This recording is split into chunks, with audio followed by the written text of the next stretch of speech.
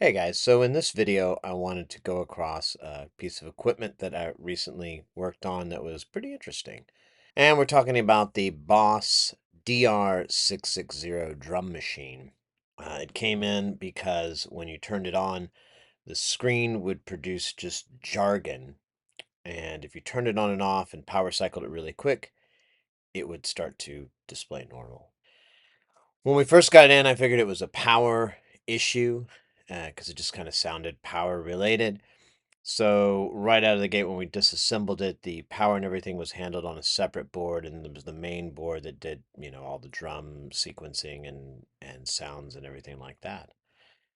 So on the power board, we went through and tested the power rails. There's a 5 volt, which breaks into a 5 volt digital as well.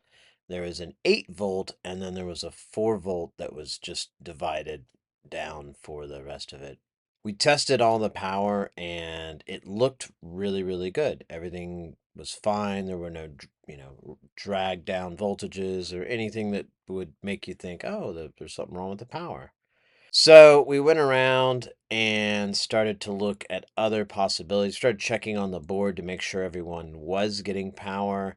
All the chips were getting the correct amount. Everything looked fine.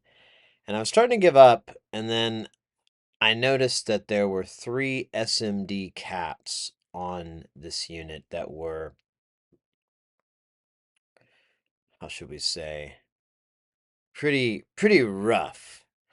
They were the type where they lay down horizontally, and immediately noticed where the leads are that there was a whole bunch of corrosion. Now, one of them had a ton of corrosion, um, and it even leaked over to another capacitor that was just a regular chip capacitor. We went ahead and just replaced all of them. The trace lifted up a little bit from one, which we couldn't tell if that had already been there or it was something from when we tried to remove it. Either way, it was pretty nasty. So we replaced the chip cap and we replaced the electrolytic cap and created a new spot for it to connect onto. Luckily, one side just went to ground, so it wasn't really difficult to build that trace back.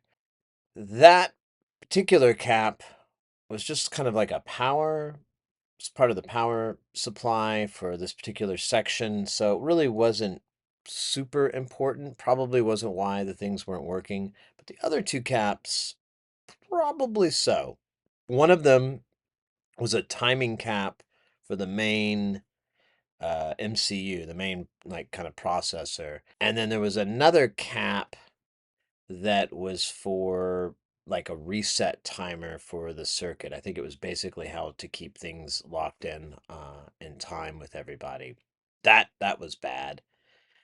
We replaced both caps. Or we replaced all 3 caps, in fact. Powered it on, and it worked like a champion after that.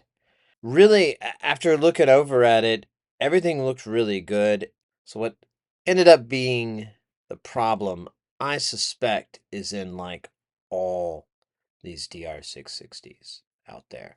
Because one thing I've noticed with, especially with those type of electrolytic caps where they lay down, I keep opening up old pieces of gear and those are always leaked. Now, I haven't opened up a ton of equipment, so maybe there's some exceptions to the rule, but generally speaking, I keep running into caps that are the horizontal type and they're SMD, they're going to go bad.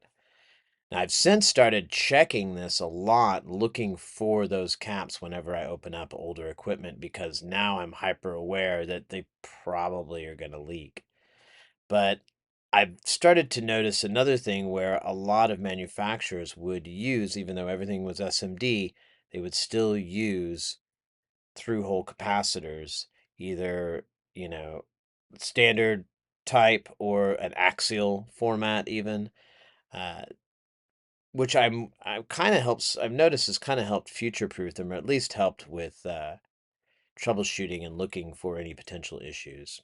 But that about does it for this one. Comment below if you've ever messed with any of these DR660 drum machines, what your experience was. Maybe your screen's messed up. Maybe now you know how it can be fixed.